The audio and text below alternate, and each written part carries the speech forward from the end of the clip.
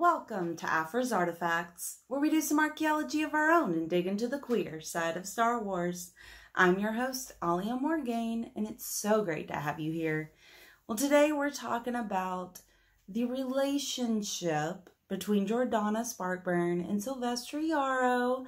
Super excited about this. If you want to know about them individually, go check out my videos from last week and the week before, where I talk about the two women separately.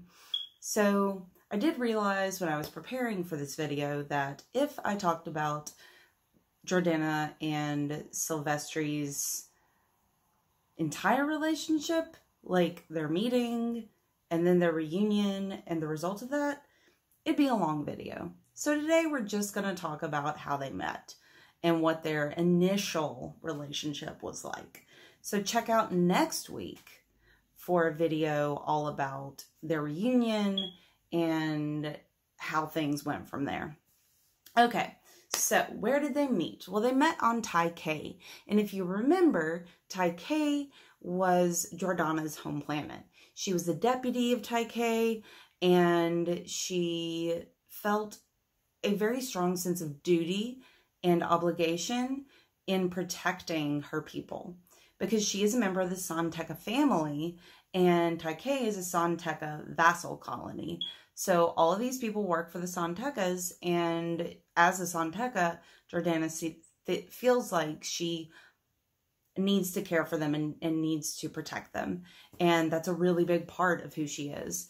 So brings up the question, what was Sylvestri doing on Tai K? Well, as it says, Syl's mother, and Chancey Yarrow is her name, had decided that Syl needed some time spent studying hyperdrive and sublight engine repair.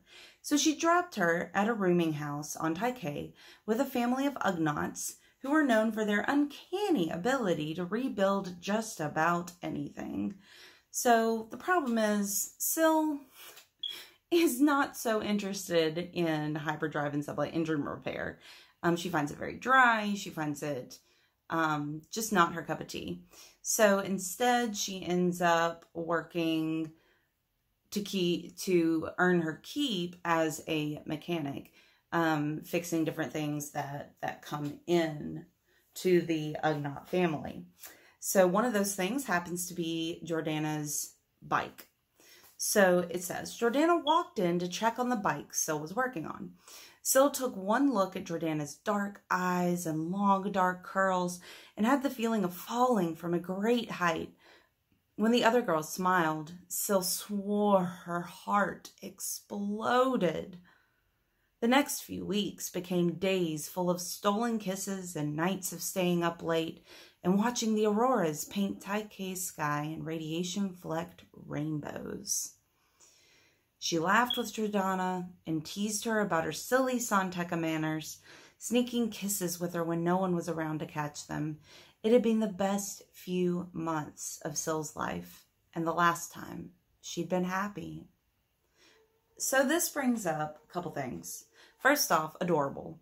Such a cute relationship, but it did only last for a few months.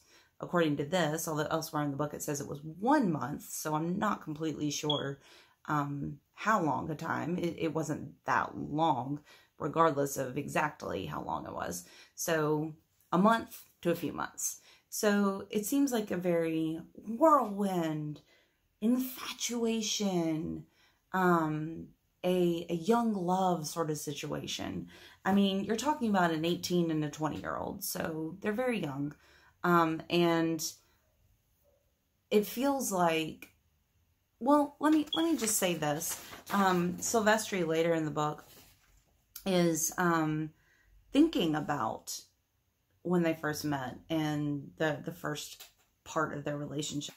So Sylvestri asks herself, did she still love Jordanna?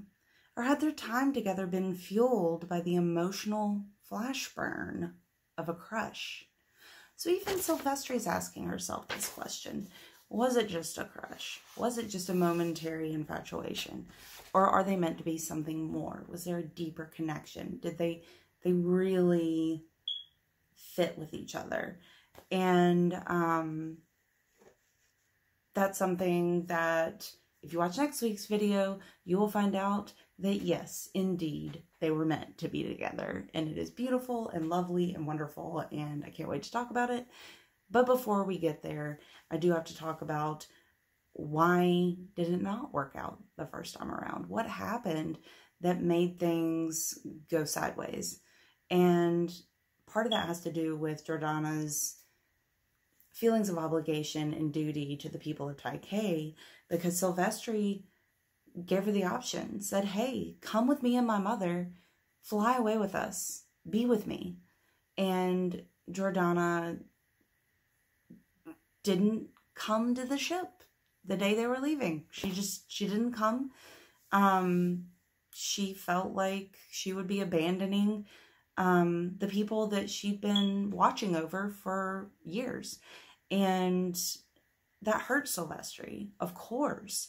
I mean, if you're with someone and then they won't go with you when you leave and head away, especially if you're going to another freaking planet, you know, that means it's over. And so Sylvestri is devastated. 6 months pass. And then they come across each other again, which is where we will pick up in next week's video. So please check it out. Monday, 6 p.m. Central. Remember to comment down below if you have any thoughts on High Republic in general, on Jordanna, on Sylvestri, on them being together, their relationship, on all these things. I would love to hear your thoughts on these characters and the situations they find themselves in. So remember to like the video, subscribe to the channel, follow me on Twitter, @AliaMorgan, and peruse my blog of the Star Wars Review.blogspot.com. May the Force be with you.